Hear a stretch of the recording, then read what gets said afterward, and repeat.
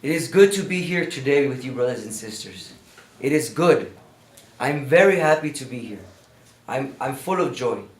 But why is this joy even here? Why do we have such a joy? How is it possible to be happy? Because of the resurrection of Jesus Christ. This is the day of days, the most solemn of Sundays. This day makes all the other Sundays joyful. It feeds them. We remind you all the time of the Easter and the other times for this very day. So today we are celebrating the joy of Jesus Christ, a victor. Jesus Christ has been victorious. He has defeated death. Defeated death. This is phenomenal. And this joy, this power urges us. It urges us. What do I mean by that? Well, it urges us to go and announce this good news to others. That death has been conquered. I would like to share a recent event that happened to me. I was giving a CCD class, which I was not prepared for because I didn't know I was giving it. And at that moment I said, Holy Spirit, you have to come, you have to help me. I don't know what I'm supposed to speak about. I didn't know I had to give the class. What do I do? And so it was a class on the 10 Commandments, everybody's favorite subject. And it was the girls' confirmation class. So they're itching to text, they're itching to get out. And I had to teach the 10 Commandments. And we got up to the 4th, which is, thou shalt honor thy father and thy mother, and you'll have long life. And we started speaking about life and long life. And what does that mean? And one girl in the middle of class interrupted me, no respect for the priest whatsoever. She interrupts me and she says, hold on a minute. You're talking about long life. You're talking about all that stuff. That's very nice. And I find it very interesting. But I'm going to die. And you can't do anything about that. There's nothing you can do about it. What was very interesting, brothers and sisters, is that when she said this, everybody agreed. Not like, oh, I think so too. No, it was Vox Populi. Everybody got up. They're like, yeah, it's true. We're all going to die. What's this life for? Yeah, they said this. But this is also an awakening, a little bit of wake-up call for us, brothers and sisters, to realize what our children are thinking. Because our children are not as, in the clouds as we think they are. They have very concrete sufferings. And so this brought something to my attention. That perhaps we don't live with the conviction of the resurrection. Perhaps we live with the conviction that we are all going to die. That death is the last word. The last word in your life is death. And you live your life accordingly. No? It's very interesting that the gospel had said. It said, when the reading finishes, the resurrection, they said, they did not understand the scripture that he had to rise from the dead. Jesus Christ has to rise from the dead. He has to rise from the dead. Why? To show us that death is not the last word. He rises from the dead. The normal thing is that somebody lives. If they beat him to death like they did to Christ, he dies and then that's it. You go bury him, the end. That's the end of the story. The end of the chapter. Nothing else to talk about. No? But yet, he rises from the dead. He rises. Why does he do this? Why does Jesus Christ not do this? Why does Jesus Christ have to rise? Have you ever thought this? Why does he have to rise? Well, it's because he acknowledges that what you go through, those sufferings, those situations of death in your family, in your work, in your past, those situations are legitimate. That he's aware of them. He's not saying, oh, don't worry, in heaven it's going to be beautiful, it's going to be fantastic. No, brothers and sisters. He says, today I know what you're going through. And because I know what you're going through, I'm going to die for you. To show you, to prove to you that death is not the last word. Death has been overcome by someone stronger than death. Because death is the ultimate question mark, isn't it? It's the ultimate thing. What do I do with this for? This is why many older men who are here, for example, go through the midlife crisis. No? What is the midlife crisis? Well, that you find out that all these things you've done, what are they for? You've raised your kids are more or less well off, they kind of do good things, your wife's okay, she doesn't bother you as much as she used to. And so one day you're like, but I'm going to die, what's this all for? what's this all for? And you buy yourself a vet, the new one. They brought out the Stingray again. It's pretty nice. Or they get an earring. Why do you think they do that? Because because they want to be young? No, because they cannot face death. They cannot face death that comes before them. You're going to die. And because if there's no answer to death, you have to give your own answer. And this is to live with a conviction that death is the only answer. And this is why we flatter ourselves so much. We don't live in the reality. I'm the first one, I can tell you, brothers and sisters, that many of the times my frustrations, my anger, my temper, my whatever, my lack of love comes from the fact that I believe that death is the only thing. And that I cannot be weak. Because if I'm weak, then nothing gets done. But this is not true. This is a false conviction. This is a conviction implanted by what St. Peter has told us, that Christ has to come to defeat. He heals those oppressed by the devil, says St. Peter. He tells those people, Jesus Christ came. God anointed Jesus Christ. God anointed him and gave him power. And he has healed those who had been oppressed by the devil. Like us, you and I, brothers and sisters. And maybe, perhaps, also we have been like the Pharisees. No. What did the Pharisees do? The Pharisees, seeing that Jesus Christ had a power over death, they said, no, it's not possible. In their heart, they said, it's not possible. Let's not be too quick to judge the Pharisees. Maybe they said, no, I can't live with the hope, because what if that hope doesn't exist? What if in the end you're wrong? What if in the end what you tell me, that you've defeated death, is not the truth? So instead, let's just keep him quiet. Let's kill him. Let's put him to death. Maybe this resonates in our heart. Don't give me hope. I've seen many people suffering in this world, in the confessional, also in the streets, and say, no, don't give me hope. I've had hope once, and they took it away from me. They ripped it away from me. Don't give me hope. And so instead, be quiet. But, St. Peter says, and this is the amazing part, God does the contrary. We killed him, the Pharisees, we killed him, in a sense, no? Because we said we don't want that life. And God says, no, that is life. And he raised him from the dead to prove it. This is what St. Peter says. He says, this man, Jesus Christ, God raised on the third day.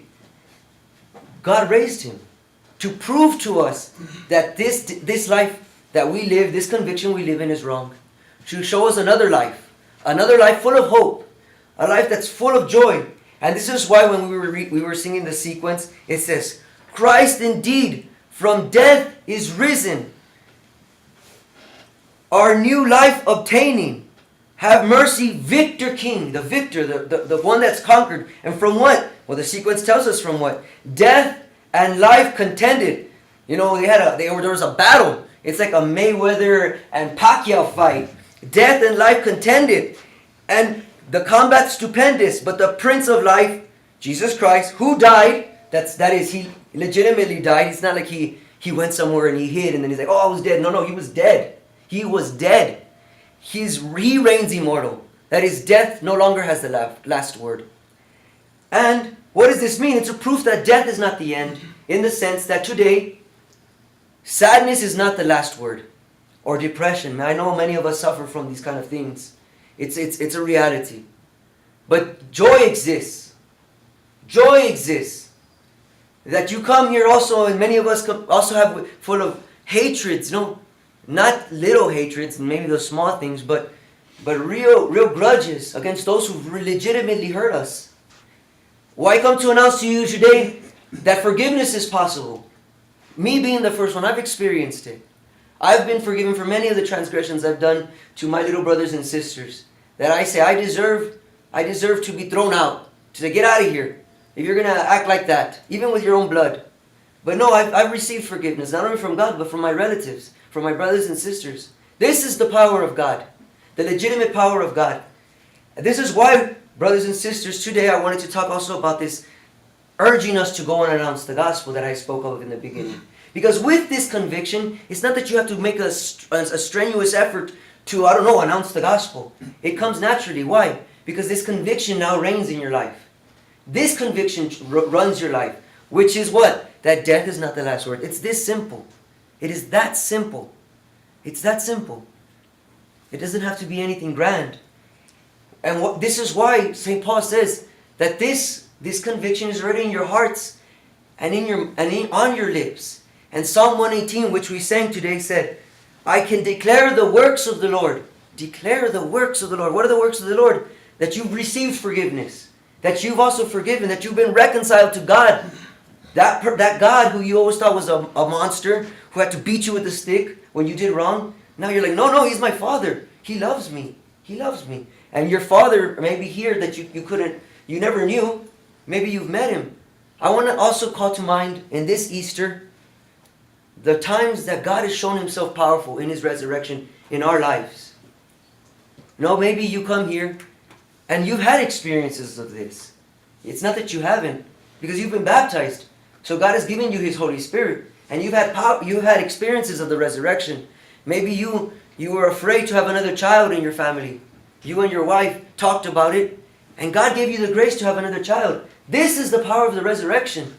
Maybe your wife, one day, she told you something very strongly, and you were able to forgive her. This is the power of the resurrection. Maybe your parents were unjust to you, and they don't practice what they preach at home. They tell you, do this, but then they don't do it. No? And you were able to accept and obey. That is the power of the resurrection. In these everyday things. This is the resurrection. This resurrection is in our lives. And it is alive among us. And that's why I spoke earlier about this. Colossians tells us, if you were raised with Christ, seek the things that are above. What are the things of above? What are these things of above that the Colossians is talking about? The things of above are the things of the resurrection, which I just spoke about. See how they're not too far from us? They're very near us. They're very near us. They're right there with you. Believe. Believe that the resurrection has done this for you. And what does this belief do to you now? Well, this belief is so strong that look what Mary Magdalene did. She sees that this stone, this barrier, you could say, of death, which was in front of the tomb, has been thrown away like some plaything on the side. Who cares if it's there now? And she goes in, she sees that Christ is not there, and she takes off running. She moves. St. Peter, what does he say? He says that God has commanded us to preach to the people and testify that He has appointed Christ judge of the living and the dead. That is, He has power over death. See how they're all moving. There's a constant movement. The sequence tells us, Mary, what did you see? I saw a tomb, the tomb of Christ, but Christ is living. The resurrection, all this movement, it's a movement. And so, brothers and sisters, this movement is also an invitation for us. We've seen the resurrection in our lives. And so for this reason, how dare us if we don't go to announce the gospel? And I invite you to announce the gospel today as well. With your life, says at the end when we say, go in peace, instead we're going to say today, go and announce the gospel with your lives. And we'll say, thanks be to God. How are we going to do this? Let's be a little bit more practical now. How are we going to do this? Well, I don't know if you know, but in the Diocese of Denver and across the world, there's these things called the Great Missions. You're going to see, maybe you'll even see these posters with Jesus' face in the stores, because some people have been putting them in the stores, to announce to the people that there's going to be something going on in parks, in squares, everywhere. It's going to be everywhere. You're going to find these in the back of the church. Take them with you. Give it to a friend, And it's going to be out of the church environment. So maybe some people who are a little bit afraid to go to the church, or they feel like they don't deserve it. Well, it's a neutral environment. And we go there, and we're going to be singing some songs of the church. We're going to do some dancing, try to attract the people to come. And you're invited to come as well. What do? I don't know. What do they tell me something? You don't have to say anything. You just go. Your presence is enough. But if you want, we'll give you some flyers, and you can go around to the people that are looking, and you give them a flyer. And you say, listen, hey, Christ is resurrected. This is Easter. And if God inspires you something else, you can say it.